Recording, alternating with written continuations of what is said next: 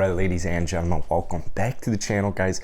Today we're going to talk about Cam Reddish making his way to the Houston Rockets. Now, there was a tweet that came out today, or a news article that broke today, that's saying the Atlanta Hawks are open to trading away Cam Reddish, 22-year-old Cam Reddish, in his third NBA season of his career. He's a Duke baby as well, so they want a first-round pick.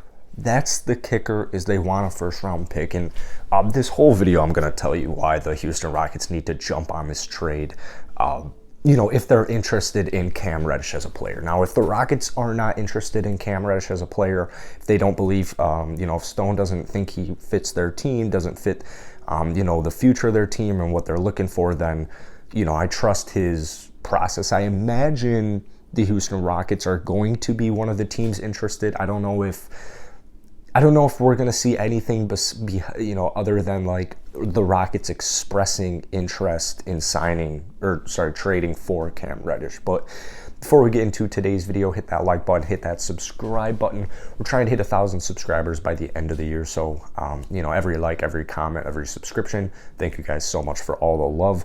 The Houston Rockets do play tonight, so I'm going to try and get a preview video out for you guys later on in the day. But Cam Reddish, 22 years old, and, I've made videos about this on the main channel before, especially last year when the Rockets were, especially when they still had like some interesting pieces that they were trying to trade away, like, oh, maybe, Atlanta could be a team. Here's the thing though, and, I know people are going to be like, first round pick, like, hell no. I would say let's give up a first round pick of like soon, like in a couple years, because we got all these first round draft picks. We got all these first round draft pick swaps, especially in that trade with the Brooklyn Nets for James Harden. Brooklyn's probably going to be good for a little bit. Long term, I highly doubt they're going to be good. So those late first round draft picks, I think they're going to be a little bit more valuable than we assume. But like, the next couple of years, I imagine the Brooklyn Nets, unless the big three completely disintegrates, I would imagine at least one or at least two Brooklyn Net, main stars would stay there. I'm thinking at least one. You don't even have to trade one of the first round picks of that Brooklyn trade. Basically what I'm trying to get at here is the Houston Rockets last year and, the year before that, the last couple of years since they got Rafael Stone, have just been acquiring first-round draft picks. So we have a surplus, we have just a bunch of first-round picks, and as we're kind of witnessing with Oklahoma City Thunder, it's great and all to have these first-round picks, but, you got to take advantage of them. Like, these are valuable trade assets at the same time.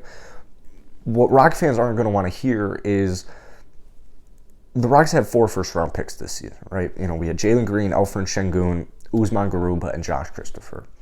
There is pretty much a 0% chance that all 4 of them turn out well, or at least there's probably a 0% chance that all 4 of those first-round draft picks do well and stay on the Houston Rockets and do well on the Houston Rockets. Pretty much 0.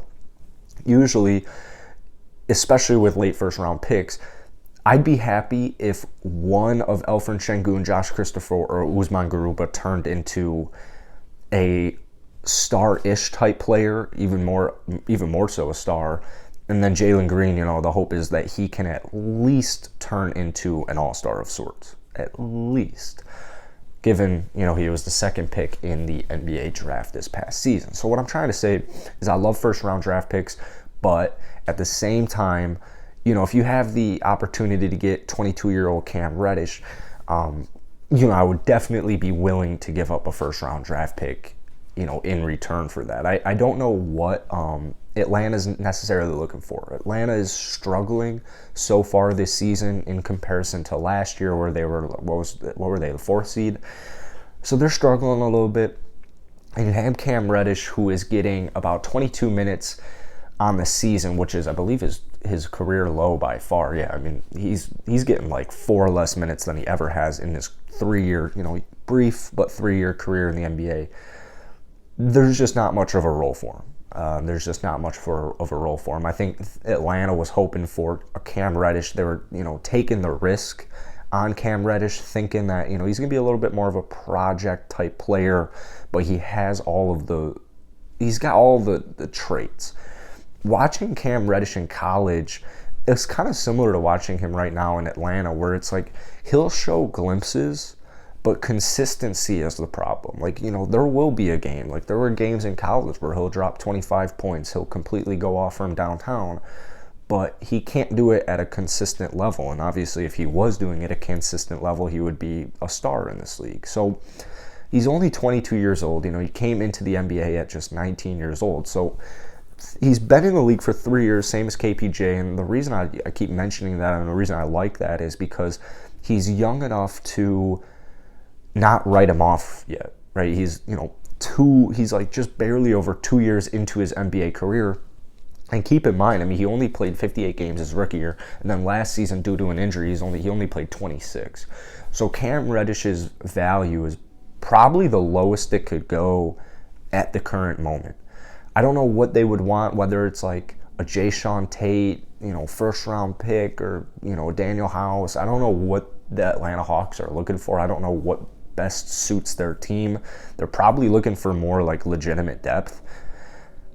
Now, Cam Reddish would fit pretty perfectly on the roster. I mean, he's a good defender as well. So, I mean, I would literally just want to run a lineup consisting of, you know, what sucks is Garrison Matthews would probably find himself on the bench, but, you know, keep in mind, I mean, Garrison's on a two-way anyways.